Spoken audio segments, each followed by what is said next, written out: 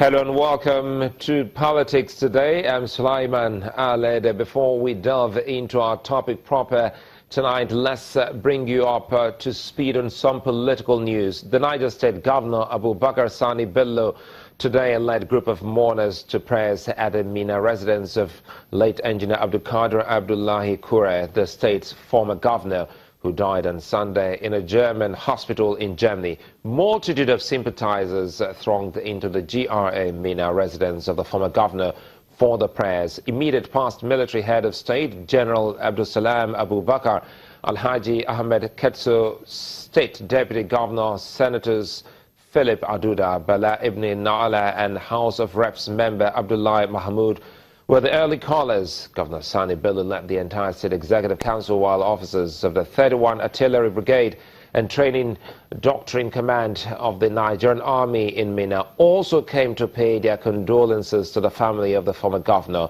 Also in attendance were members of the Executive Council during the 8-year rule of Mr. Kure. Ahead of the court, there's another news now ahead of the Court of Appeal judgment on the leadership tussle of the People's Democratic Party, that's the PDP, in Port Harcourt later this week. The Senator Ali Modu Sharif faction of the PDP says they are open to dialogue, irrespective of what the outcome of the court judgment would be.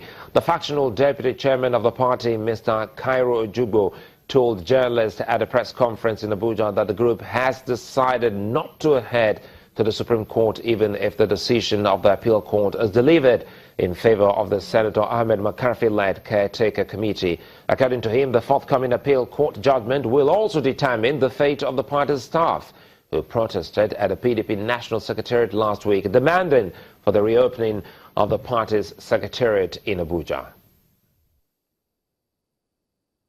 We are open to dialogue. We are also expecting a landmark judgment that will determine the politics of Nigeria, because the success of the party today, the NWC, will hallmark the success of multi-party democracy in Nigeria. We have discussed it, and glaringly it is obvious that whatever the decision of the Supreme Court, of the Court of Appeal, enough is enough. We will manage it as it is, and then we'll forge a way forward. Now to the topic of the day. West African leaders mediating in the political crisis in the Gambia have ended their meeting in Nigeria's capital, Abuja, resolving to find a peaceful solution to the issue. The leaders also agreed to return to the Gambia on Wednesday to persuade President Yahya Jammeh to step down. They, however, expressed concern over what they described as a deteriorating situation in the country, with the closure of radio stations, arrest and the displacement of citizens. The meeting was hosted by President Muhammadu Buhari, who is the chairman of the Mediation, with the President of Liberia, Madam Ellen Sirleaf Johnson, Ghana's former President John Mahama, and President of Senegal Macky Sall in attendance. Briefing journalists after the talks, Nigeria's Minister of Foreign Affairs Godfrey Onyema said the issue is being addressed in line with the constitution of the Gambia. Well, to discuss this further, I'll be joined pretty much later by Lester Wilcox, and but now we have Chukwemeka Eze, who joins us via telephone. Mr. Eze, good to have you join us this evening. Many are looking at what is playing out in the Gambia. First, looking at the back and forth movement, just like a yo-yo, when the president backtracked on his promise to relinquish power. First, congratulating the winner of that election, and Adama Barrow, but that was a 360 turn. But what the leaders are doing now in Abuja, tell us what this spells for the tiny West African nation, the Gambia. Come again. We're looking at what is playing out in the Gambia, and the move by some West African leaders to see that the president of Gambia, Yahya Jammeh, steps down for the winner of that election. In all of this, do you see some ray of light in the move by some ECOWAS leaders? I don't see any ray of light, because Yahya Jammeh is out for war.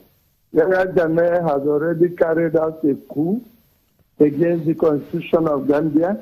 Yahya Jammeh did not have a full-fledged Supreme Court until he decided to reject the election results. He has appointed foreigners to do his bidding. He has promoted many people in the military. Stories has it that he has even hired mercenaries ready for war.